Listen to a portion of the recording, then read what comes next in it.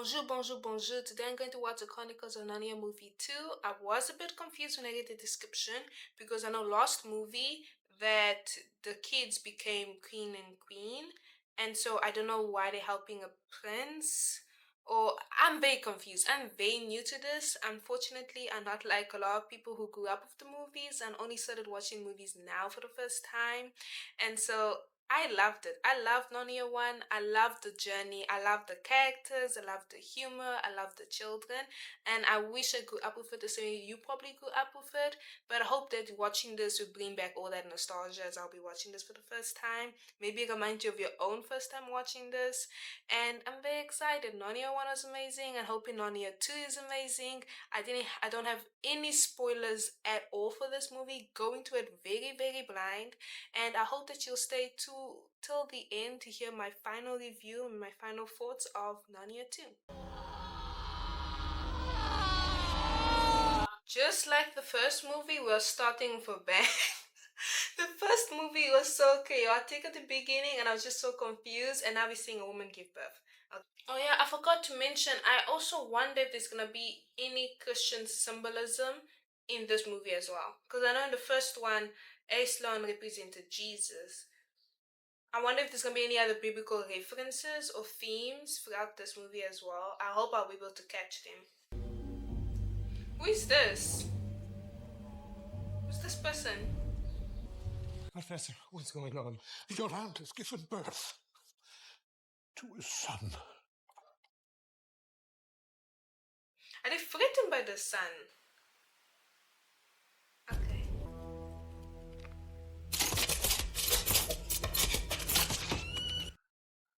Oh, what?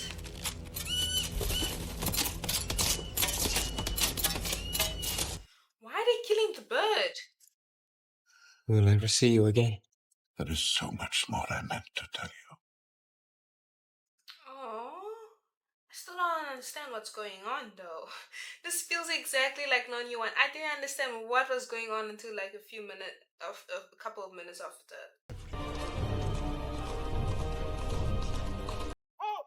Just to mention, the guy wearing the glasses reminds me so much of Santa Claus.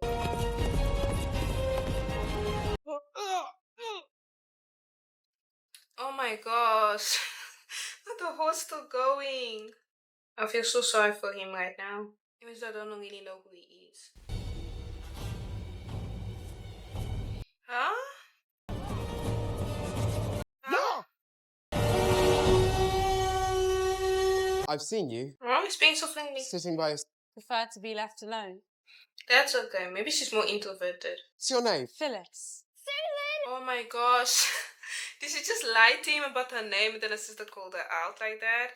I mean, it was so obvious to me though that she really doesn't want to talk to him. But maybe he was just struggling to get those hints. But this is gonna make her look really bad now for lying. I wonder if the lion they're showing us now means anything. Or is it just referencing Narnia and Aislinn or hinting towards they're gonna be back there? What? How did he get himself into this? Oh, I'm glad to see that they're back. I'm guessing the war's over. But why are they beating him up though? Ah. What was it this time? Mm-hmm. Bump me. This time, I mean, I could also see through her eyes that she is probably used to this type of thing happening because she had that look of like, this again. We get tired of being treated like a kid. We are kids. Well, I wasn't always. It's no use pretending any different. Oh my god, I just remember they grew up in Narnia. They spent years there.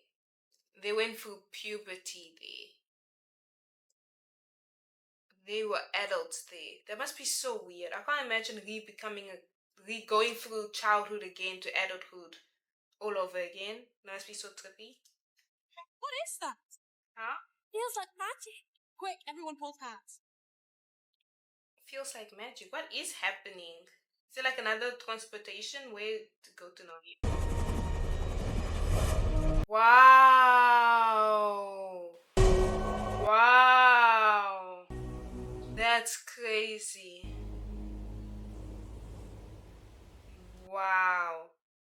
I would love to do that though. Aww, it's so nice to see them like this. I don't remember any ruins in Narnia. Ruins? Wonder who lived here. I think we did. What? Huh? I love how you can kind of see the kids grew up. Like every time I'm looking at Lucy, I can see her grow. That she grew a lot, obviously, but Imagine walls and columns there and a glass roof. wow. So their old castle was destroyed? Doing what? Don't know what's up about this baby though. What is it? There will be consequences. No. Isn't the whole thing about Narnia that there's no humans in Narnia? Because the queen was looking for 4 humans because of the prophecy and everything. Where are these people from them, if they're also in Narnia? And why are we only seeing them now? Imagine losing your nephew, the rightful heir to the throne, the very night your wife has blessed you with a son. Oh. I'm guessing that they wanted to assassinate the nephew because they wanted the son of the king to become king. But why though? Why would they want that? Unless the wife. I don't feel like the wife would be a villain in that way. I want to understand the reasons why they would want this. Our beloved Caspian was abducted by Narnians. Okay, so Narnia could be its own kingdom. Alright. You blame such a blatant crime on fairy. Do they not believe in Narnia? Oh, so I'm guessing Narnia might feel like a mythical kingdom or something that they've heard about but have never seen. And then they see this dwarf, which I'm guessing, I don't know if he's a magical dwarf or something, is only native to Narnia. Much of our forefathers' blood was shed to exterminate this vermin. Oh, don't say that. They've been breeding like cockroaches under a rock, waiting to strike! Oh, I'm guessing that they were trying to get rid of the Narnians, but then they've been living underground this whole time. But why do they hate them so much? I guess they just see them as threats, as human beings. Anything that's different from us, we will feel fear and hatred towards it naturally sometimes. And you wonder why we don't like you. Exactly. Well, Why? then finish what our ancestors began.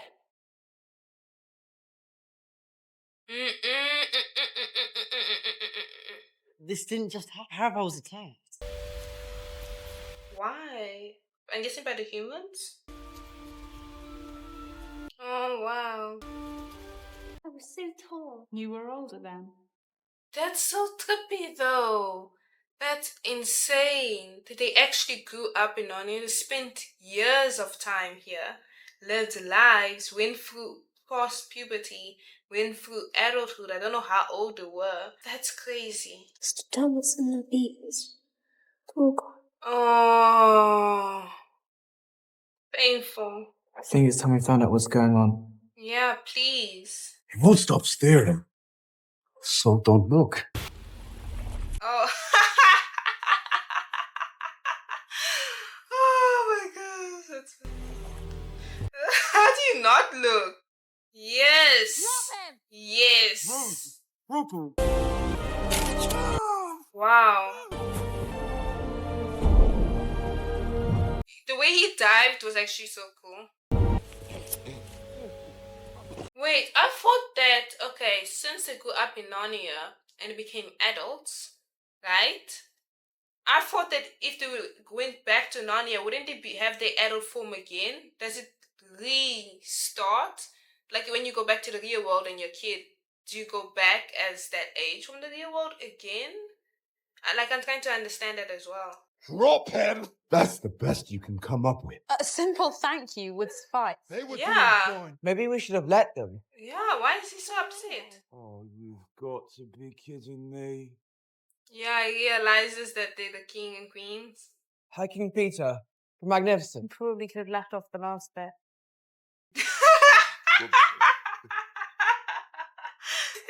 Just had to. Oh, you don't want to do that, boy. Oh, you all right? Wait, why is he doing this? Are they play fighting? I can't tell if this is serious or not because the girls are laughing, but he seems so serious right now. Oh, okay. I mean, it makes sense since they spent all those years there. Nice. Are they just gonna keep this prince hostage? It would be like murdering a guest. Oh, and how do you think his friends are treating their guest? He's so obvious there. How did they not see him? Like, do you see this framing right now? Like, how do you not see him? Can't let him go. He's seen us. Enough, Nickelbrick! Or do I have to sit on your head again? Oh, that's a good line. I'm Prince Caspian. My uncle has always wanted my throne. Okay, that explains it. He was just waiting to have a son so that he can get rid of him. That changes things. Means we don't have to kill you ourselves. Okay, but how does that change things? I understand this guy just wants him to die, but for the badger, right? How does this change things? In what way? But you can't leave. You're meant to save us. Why does he think he's meant to save them? I wanted to say this earlier. With the way they started with that guy trying to get to know Suzanne, I'm wondering if they're gonna make a love story between him and Suzanne. It's just a prediction. I could be completely wrong. It's okay if I'm completely wrong. I won't be mad. But I just have an inkling, I have a feeling that that's where they're gonna go. I think I've already found. Ah! Yeah.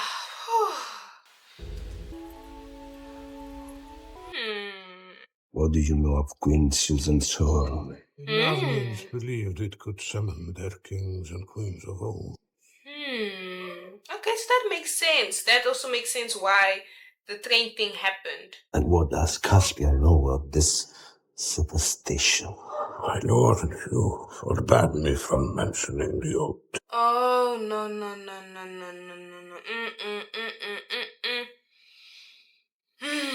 One should choose his words as carefully as he chooses his friends.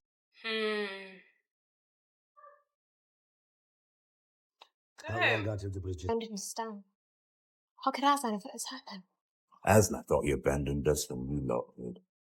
What has happened to Aslan, though? I mean, I know that they say that Aslan comes and no one will really know, but wait, why hasn't he come until now?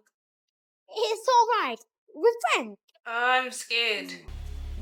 Huh?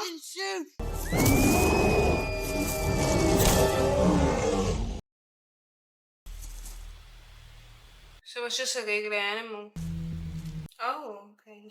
I don't think he could talk at all. Get treated like a dumb animal long enough, that's will come. No. You may find Narnia a more savage place than you remember. Definitely has changed a lot. Oh. What about Aslan? What about Aslan? Oh, okay. Run. Ah! Oh. Please. Oh, no. Oh, no. What's that? Huh?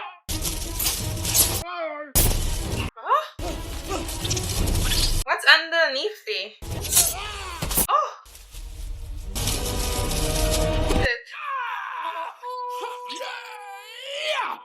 You are a mouse. Something a little more. I don't remember this way. That's the problem with girls. Can't carry a map in your heads. Oh my gosh. Dear little friend. Oh, that's not at all patronizing, is it? Shuddering woods. And the quickest way there is to cross at the River Rush. But unless I'm mistaken, there's no crossing in these parts. That explains it then. You're mistaken. Tension. Aslan? It's Aslan! Huh? It's Aslan over there! Don't you see What? he's right? The last time I didn't believe Lucy, I ended up looking pretty stupid. I think they should believe her. Just follow her. Why wouldn't I have seen him? Maybe you weren't looking. I wonder if he's okay though, Peter. He was so frustrated earlier. Aww. Again, they're not following her. So we love you, Edmond. You would hold me accountable for all the crimes of my people. Exactly. He didn't do it. It was the other people. But I understand where they're coming from because they don't know who the specific other people are. So just putting them all inside a bracket. Kind of what we do in real life too. Or have you forgotten that it was your people who fought alongside the White Witch? And not glad Mm. to do it again. The Telmarine throne is rightfully mine. Yeah, Whether this sworn is magic or not, brought us together. that is true. It did bring them all together. We have a chance to take back what is ours. Yes. I wonder if they would make him king of Narnia, or maybe will temporarily reign over Narnia whenever the kids are back in the real world. Okay, but they don't live forever. I'm so confused about the timelines. I'm guessing time in Narnia moves faster because it said it was hundreds of years that passed in Narnia, and in the real world it was only 1 year that passed. So I'm assuming time moves faster. I'm really confused. Offer you our swords. Oh, I'm so glad to see people supporting him. I was worried he was gonna get killed at some point. We offer you our lives, unreservedly. So, where exactly do you think you saw Aslan? Wish you'd all stop trying to sound like grown-ups. Yeah. I saw him, I did see him. Why do you think I didn't see Aslan?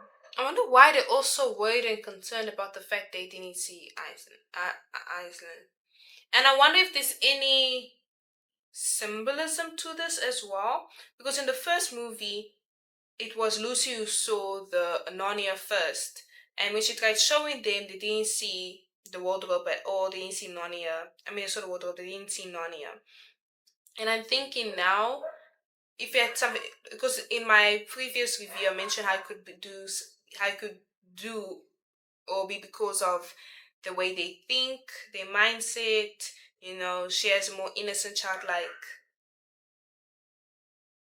purity about her that allows her to just simply believe and have faith. And I'm wondering if something similar is happening now, if something's blinding them from seeing, if it's the responsibilities, if it's growing up, if it's just frustration in general, and Lucy doesn't have all of those things again. But I'm also wondering if why they're so concerned with the fact that they didn't see Aslan too. I mean, I would also be concerned, but on one, is it had to do with insecurity, or they wondering, okay, why not me? I also want to see Aslan. I'm just trying to make sense of this. Maybe you didn't really want to. Yeah, I'm wondering if that's also the reason. So in the first movie, that they didn't want to, or they didn't believe it could even happen. Finally just got used to the idea of being in England. You have to be here, aren't you? Yeah, I'm guessing she feels as though she's struggling to enjoy this because she doesn't want to get used to it again and then feel that pain of losing it again, which is completely understandable. I would also be thinking about the same thing. Like, don't get too happy, don't get too comfortable. You're gonna leave this life again. Change is hard. Wow. Aww. Is this us then? Aww. I've missed you so much. Huh? So it was just a dream. I'm pretty sure that was real though. Vision. Wait, what did Aslan mean when he said not everything happens the same way twice? Okay, obviously this movie is gonna unpack that. Aslan? What? Oh. I think it could also be Lucy's hope. Because even now, she was like, Aslan, maybe it's because she keeps on hoping. She hasn't given up hope and faith that Aslan is still good and Aslan is gonna come back. Maybe if the other children, they have given up hope that Aslan is either good or that he's gonna come back or that he is gonna help solve all of this. Maybe her hope is what's helping her see him in everything, while because they don't have hope and that faith, they are struggling to see him in anything. Prince Caspian? Yes? How do they recognize Prince Caspian? And who are you? I'm King Peter. I believe you called. Oh. Thought you'd be older. Yeah, that's a long story. Our hearts and swords are at your service. Gosh, he's so cute. I know, guys. In the dead of night, we never saw them. Then how do you explain your injuries?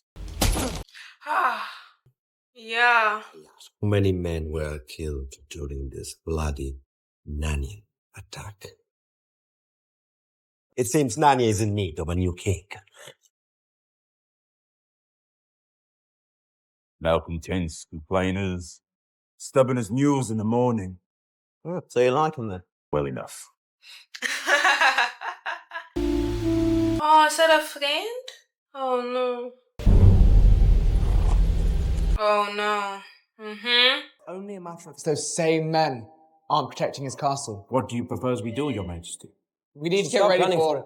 Ooh, the clash is Our only already hope starting. is to strike them before they strike us. That's crazy. No one has ever taken that castle. Look, I appreciate what you've done here, but this isn't a fortress. It's a tomb. I'm actually not sure whose plan is better. One is we are all aware that they know that they're here so they can attack them, but also going to the place, right, could also lead to a war. I don't know which one to side with. We're all acting like there's only two options. Yeah, thank you, Lucy. Well, I'm there. What's she? I love how Lucy sees things in a perspective that I feel like the rest of the siblings don't see. Really been listening, Lou. No, you're not listening. Or have you forgotten who really defeated the White Witch, Peter? Wow. Ooh. Yeah. I think we've waited for Aslan long enough. Yeah. It's in impatience to wait as well. I think it's the impatience and his lack of trust and faith in Aslan, which I feel like this is just kind of symbolizing as well how we can have a lack of faith and trust in God, and then when we try to make our own decisions by our own will, by our own way of thinking, it's gonna end up in a disaster. We're gonna die either way, basically, instead of just waiting and trusting in God's plan. Because Lucy keeps on reminding them that Aslan knows what he's doing. He has a plan, to have faith in him and to make decisions based on that. But they're completely ruling Aslan out and wanting to make things out of their own knowledge and own decisions. And I believe that's also what's frustrating Peter, because when he was trying to navigate the thing without trusting in Aslan, because Lucy's saying that Aslan was leading him to go that other direction. And he did not want to follow that other direction. He was leaning on his own understanding and his own way of thinking. And because he was leaning on his own understanding, his own way of thinking, it ended up in a disaster and he had to go all the way back. And I think that's the symbolism that I'm getting from this movie. So also think even that at the beginning, in the opening scenes, right, you had that shot of a lion. I think that sprinkled throughout this movie is the fact that they need to see Aslan, because Lucy mentioned that maybe they don't want to see him. Maybe they're not seeking him in this moment at all, and that's why they're making all these decisions that they could be taking them even in a worse state.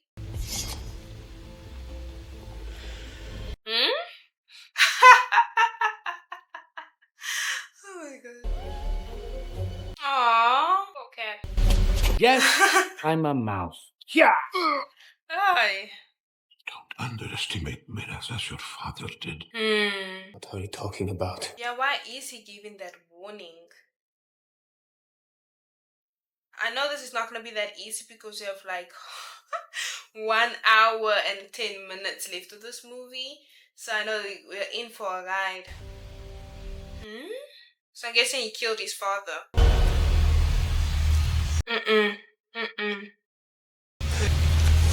Caspien, Stay where you are.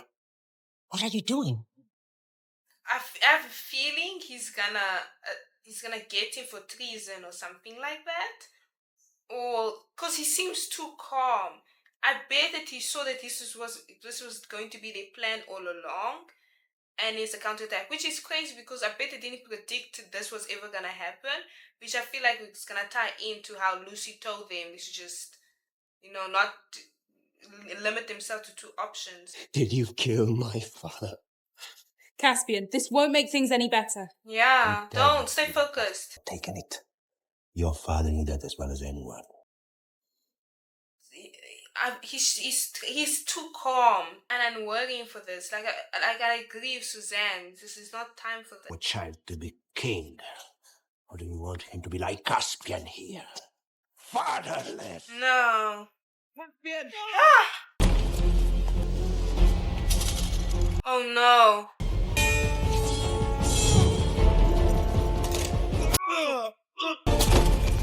Well done, Emon.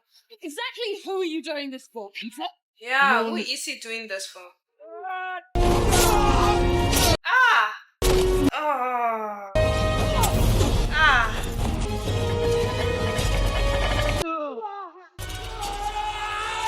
Oh! It's a full-on battle. Why is he so calm? That's the thing that's bothering me. Why is he so calm? Or is he just... No. Oh no. No.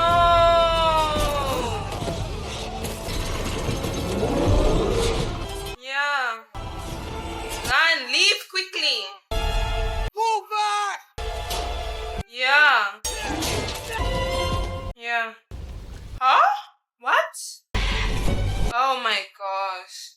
That was an act of faith on its own. Yes. Yes. No. No. I can't imagine leaving them. Wow, Lucy stayed behind you? What happened? Ask him. Huh? You could have Peter. seen it. Those soldiers might be alive. And if you just stayed here like I suggested, they definitely... Yeah, he could also blame you. My first mistake. No, your first mistake was thinking you'd leave these people.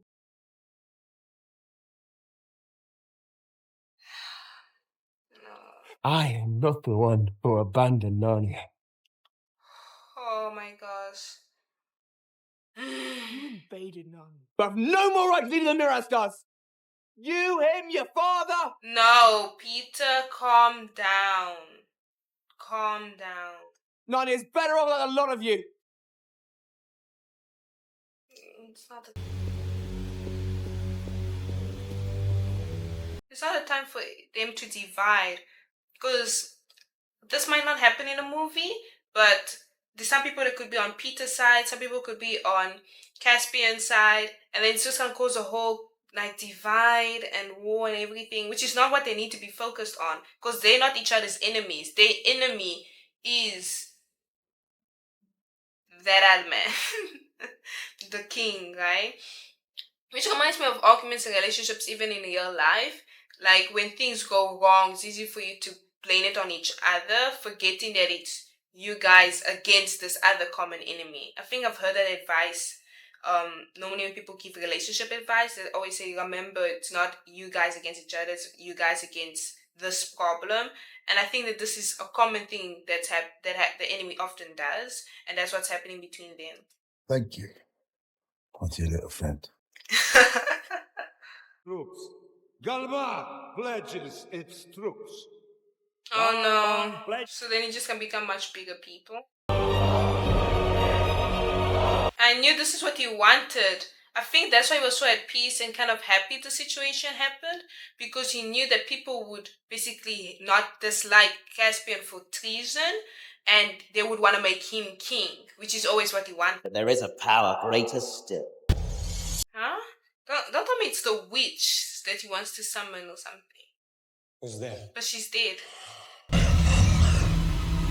Huh? I am can fast for 100 years. I can lie 100 nights on the ice and not freeze. Ew. Hey, your enemies! What you hate so... Who are these people? Guarantee. Miras is death. I don't trust these people at all. At all. I have zero trust. None.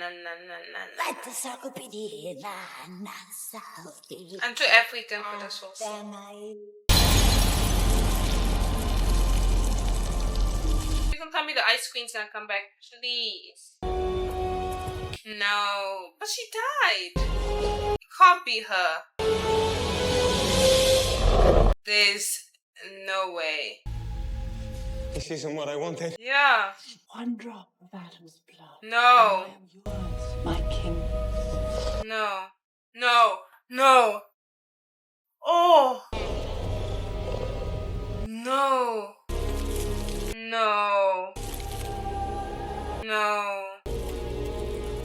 I didn't expect this in the movie at all. I thought she was not gonna be here at all. Yes. No, don't.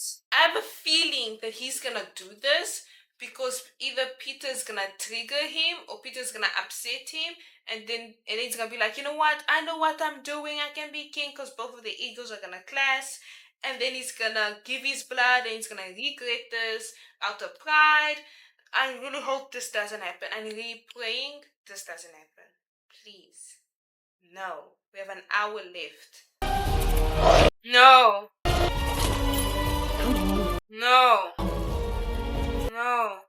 Get away from him! Peter, dear. No.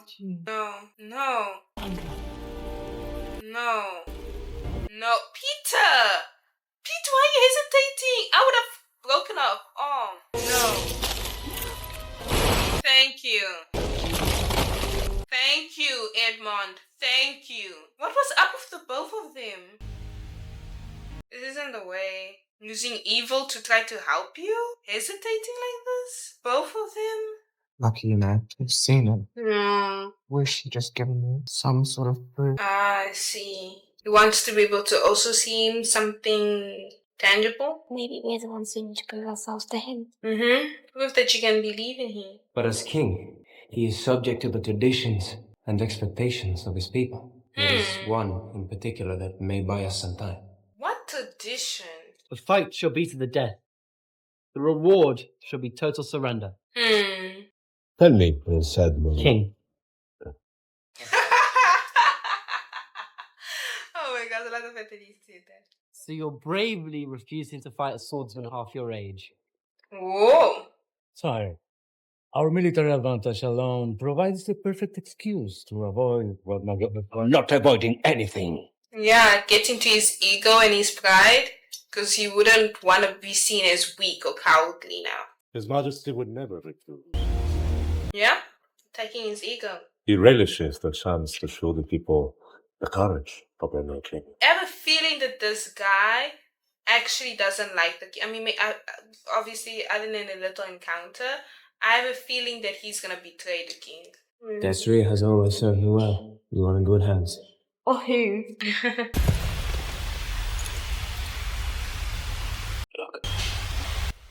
Look. Maybe this time you have this back. Why don't you hold on to it? You might need to call me again.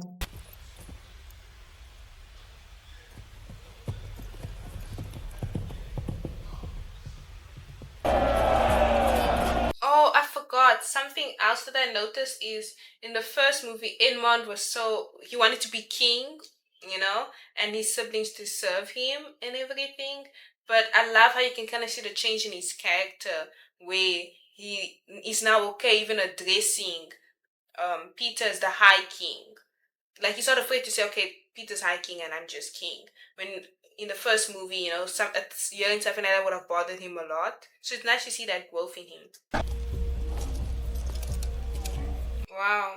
One must die for the throne. Just one. Yes. Take the reins. What are you doing? I'm sorry, Lucy, but it looks as if you'll be going alone after all. What? Come on, Lucy can do this.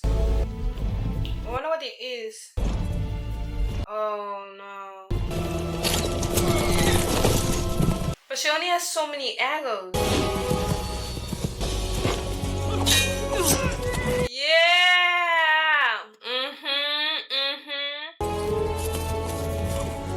I knew it. I knew it. Oh. Oh. Oh. Oh. Oh.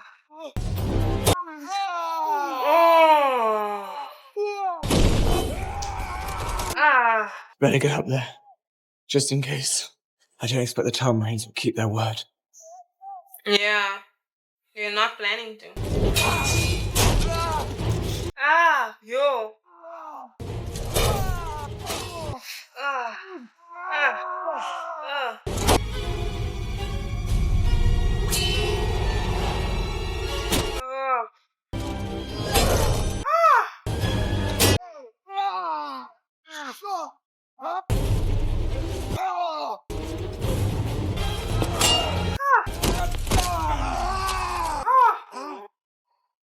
What's he gonna do? Yeah, I knew it.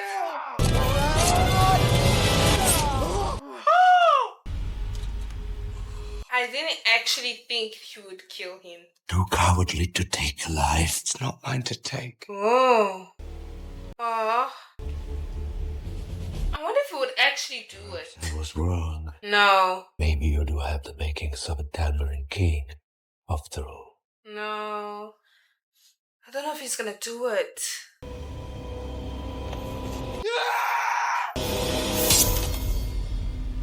Did he? Oh. Oh. I have a feeling he wasn't going to. Oh. And I bet Suzanne must be so much more impressed with him because he showed his character. It is over. Oh! Victory! Face your teeth! Huh?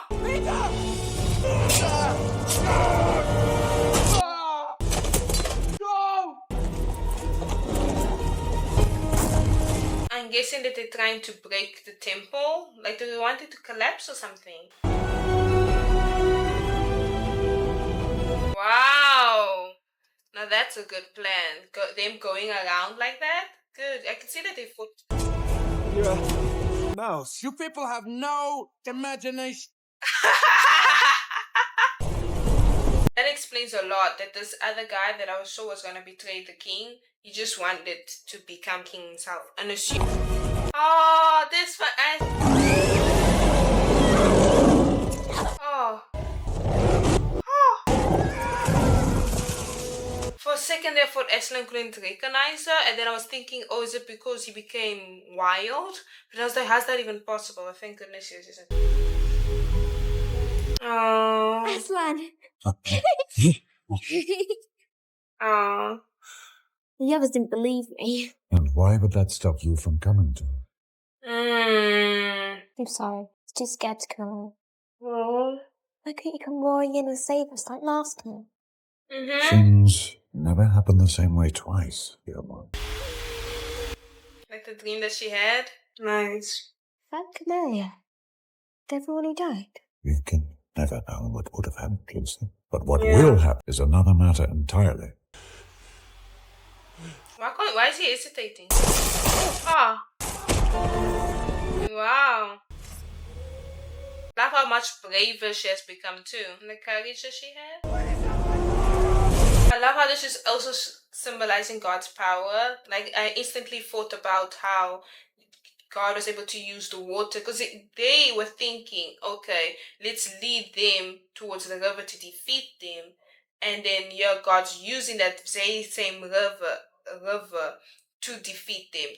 Similar to in Exodus, when Moses had to lead the people of Israel, and then the Egyptians chased after them. God used the water to be able to drown them. They thought that it could be blocked by the water, but it didn't happen that way. So I like that symbolism as well.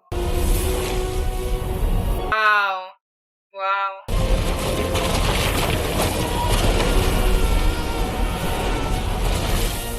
Wow. Rise, kings and queens of Narnia. Oh, Caspian starts standing up. Oh. I do not think I am ready. It's for that very reason. Oh.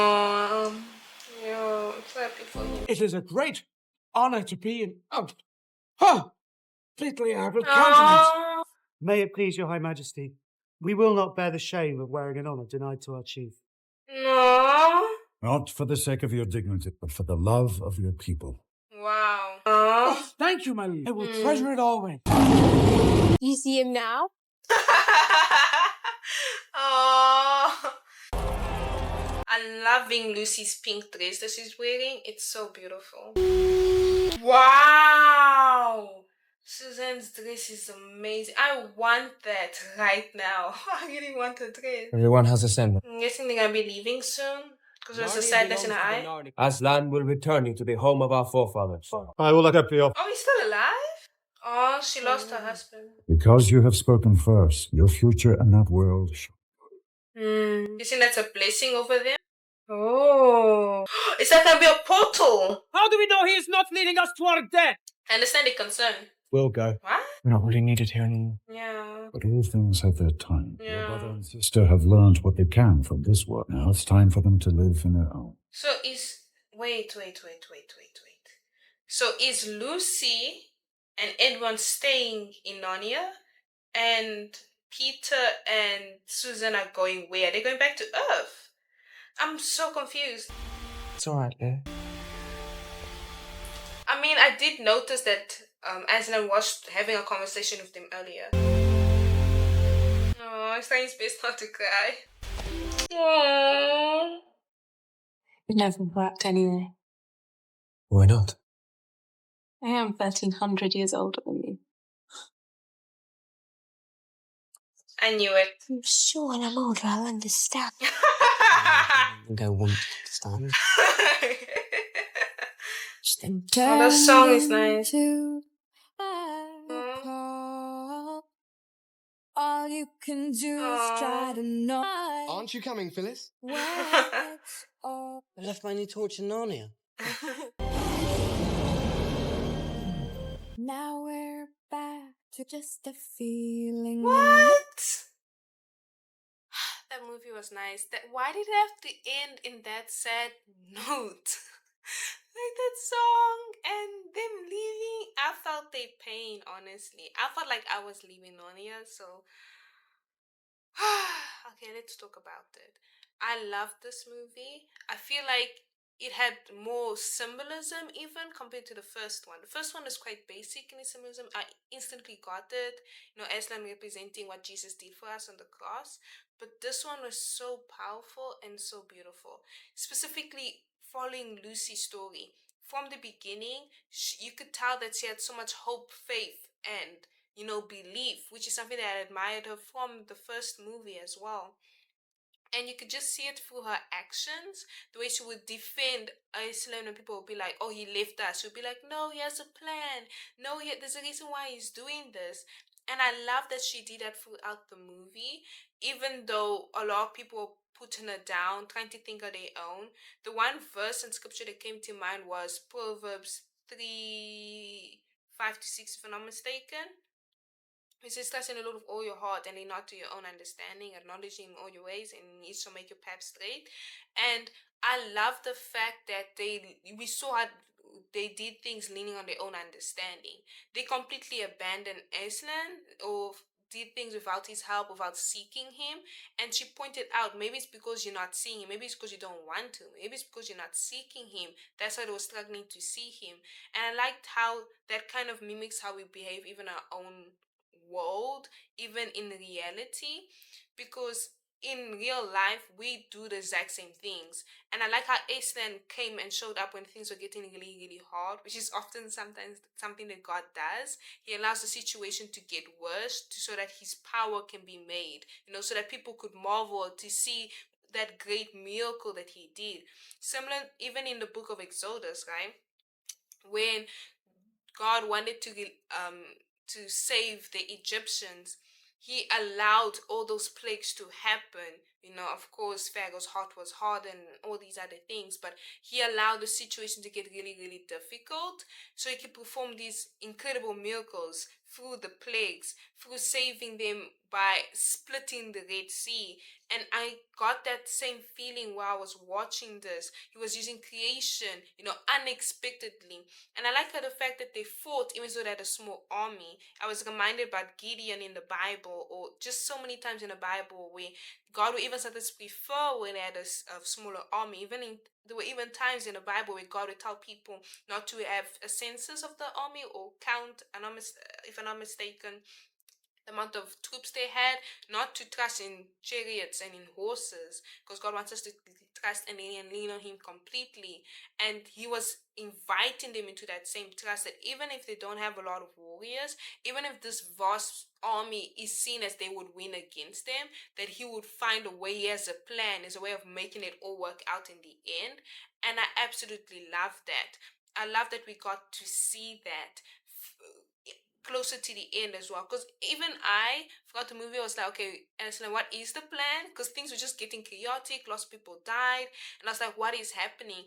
And those lots of people dying also came through, them leaning on their own understanding. And I was reminded about how sometimes in our disobedience, or sometimes how we don't trust God, we make matters into our own hands, and we actually make the situation worse at times than if we just trusted the first time.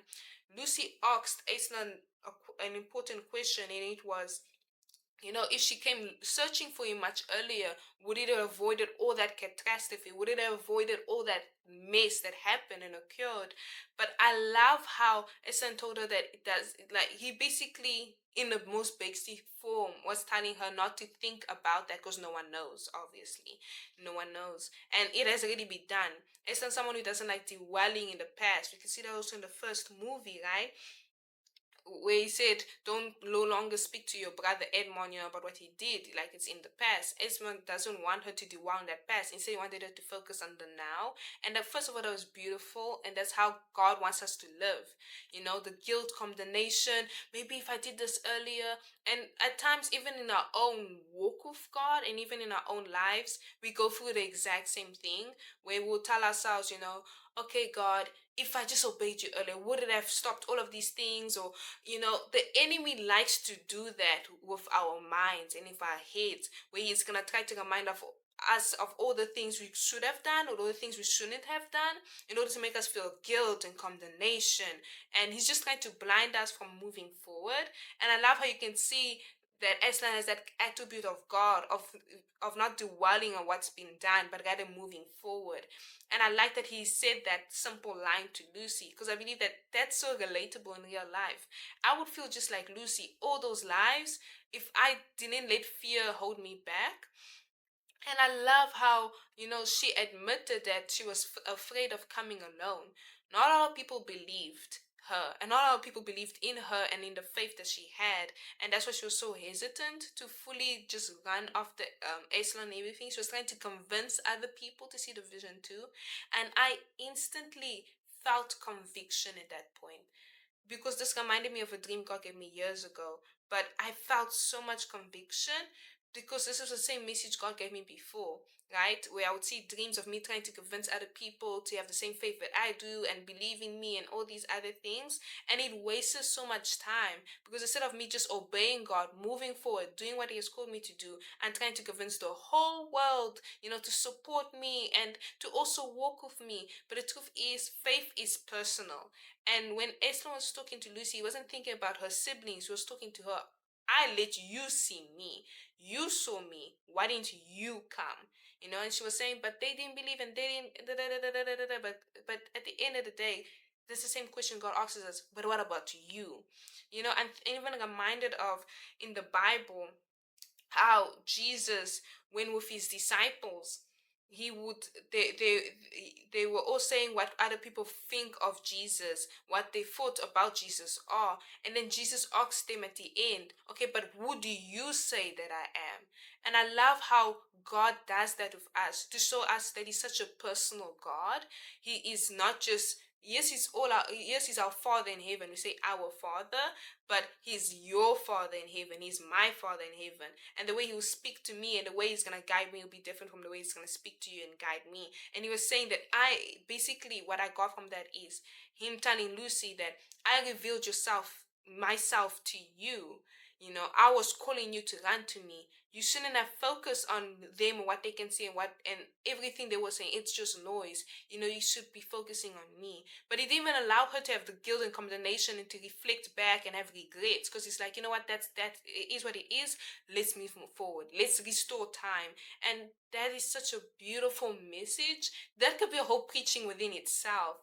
You know, I love how C.S. Lewis integrated these little lessons, you know, and if you really focus on the movie, you can get a lot more. Like the other different parts at the movie where I was like, this is reminding me of that scripture, this is reminding me of this scripture, this is reminding me of that, but I won't remember them all now because obviously I didn't write them down.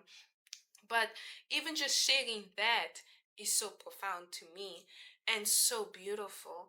And I love that. That convicted me so much. In fact, after this, I need to actually sit with the Holy Spirit and reflect back on times where even myself, I have fallen victim of that. I have made that same mistake of trying to, you know, convince other people and all these things instead of just walking, even though it's scary. It's extremely scary to walk on your own. It's so scary to believe and no one else believes. It's discouraging. It's heartbreaking. It's tiring. It's painful. I have lived through that. I'm still living through it sometimes, where you have all this faith and hope and belief, and everybody's just telling you the opposite. People are telling you reasons why you shouldn't have faith. People are making decisions that's making you question even your own belief. You know, there were times in movies where even Lucy was like, Eslan, where are you? You know, but she held on to the hope. She didn't abandon it and try to make decisions on her own. You know, even just a step of faith to continue into that journey. I admired her so much. And I was even thinking about the other siblings, how they were not able to see Aslan. And I was reflected back to the first movie. Most likely it could have also been because, you know, they want to try to make sense of everything. They were adults, they are older than Lucy, and that's human nature. And I like how they represent us when we struggle having faith and trust in God. Because there's so many times throughout the movie I was like, Peter, Peter, Peter, Peter. Or I was like, oh, what are they doing? Just believe, you know? And I was thinking about how we do the exact same thing in our own lives. Get into unnecessary chaos. I mentioned in the video about how they were getting to this little arguments with each other, like Peter and Caspian, and how that's just a distraction of the enemy. They were falling for they were even being tempted by the enemy to summon or allow the witch to come in. And I was just like, that's this represents the temptation of the enemy. Them quarreling, how the enemy seeks to bring division. Them making decisions out of fear or anger.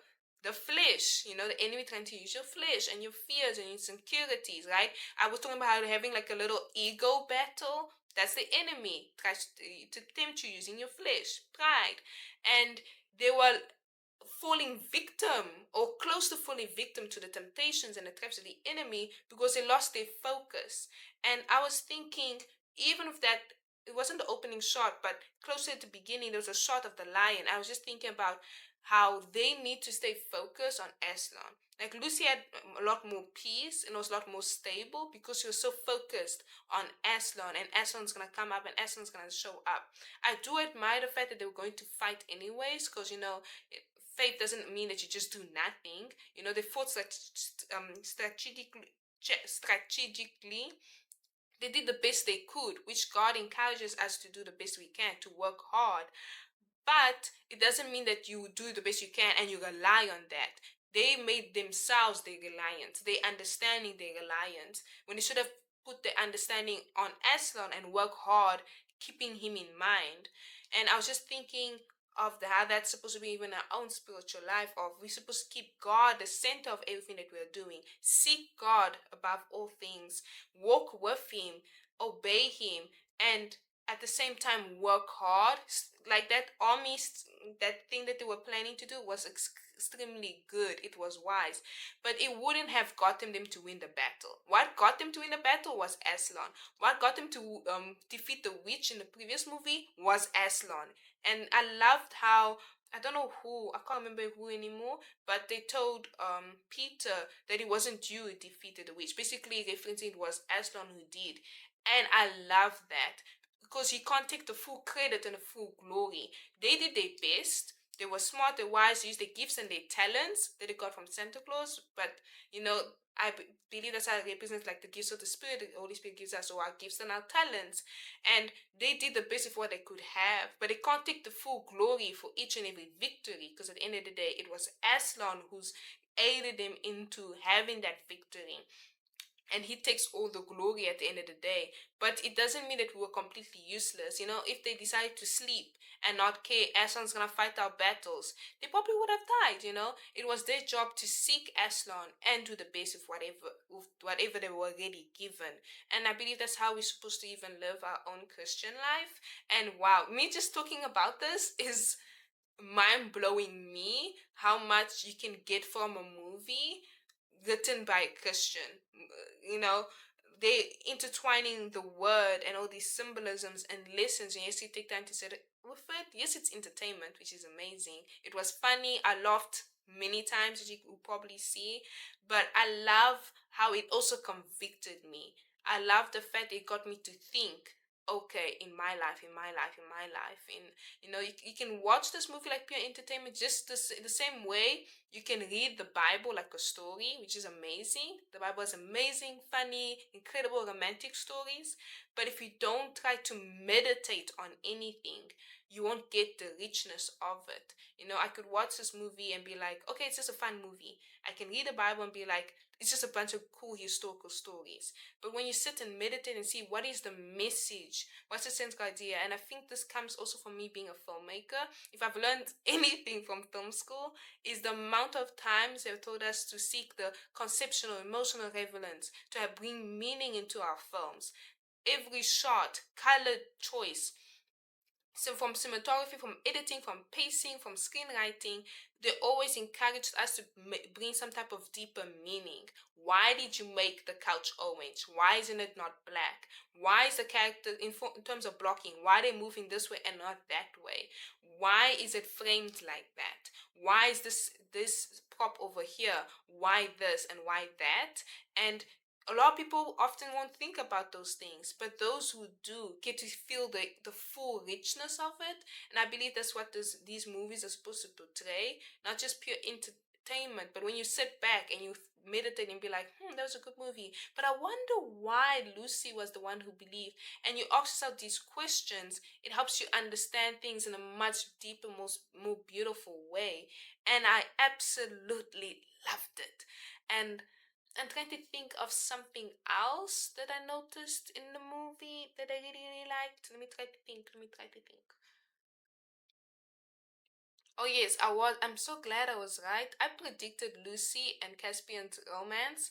I was so scared. Like, I think past midway through the movie, I was like, oh, there's no romance. So I guess I should take that out. I was so tempted to take it out. Then I was like, you know what? I'm not going to take it out. I made a genuine prediction. If it doesn't come to pass, it's okay. But I'm so glad I was right. I just noticed, that one guy over there. I was like, okay. It just felt like it was set up for that. And I'm glad that I was right. It feels good. I also like the fact that we got to see Peter. Oh, Emon has grown up so much. I love him. Like, we got to see his character development, which is so beautiful. Like, he has become less aggressive. He doesn't feel as he hasn't feel as competitive with his brother. Maybe that could just be growing up. His sibling rivalry dials down a little bit more. But I like how he addressed Peter as High King and him as just king. When in the first movie you could see that something like that would have irritated him. And I love how we also kind of see Peter's character development a little bit. Peter was frustrating me a lot in this movie, not going to lie. But he redeemed himself a little bit, and you could see, I like that if he didn't want to kill the man, you could also see that Peter is going through his own thing. He was wrestling with himself a lot, like wrestling with surrender. And he's the eldest kid, and that's why I said I think it represents how even us as adults, I feel like the older we get, often the harder it becomes for us to surrender. because we want to lean on our understanding. We see the problems. He feels the weight of responsibility over the kingdom. He sees that weight of responsibility to take care of everyone and make everything work out. He would easily blame himself if nothing worked out, and you could see how he was almost blaming himself and how he was getting to him. He made it his identity and responsibility. And when you do that, when you make your life your own responsibility, when you make all of these things your burden when they're supposed to be God's burden, Aslan's burden, you could see how it was making him make the wrong decisions, making decisions out of insecurity, out of ego, out of hurt, out of fear. And I feel like that's something that a lot of people could probably identify themselves in his fear, in his insecurity, in that struggle to surrender. And that's a struggle all of us almost deal with. Surrendering to God, trusting God's plan, believing even though it feels very hard. And he kept on, throughout the movie, he kept on saying things like, we can't wait for Aslan. We can't wait for Aslan. We need to make a decision. And he felt that urgency to make things work out, that urgency to work.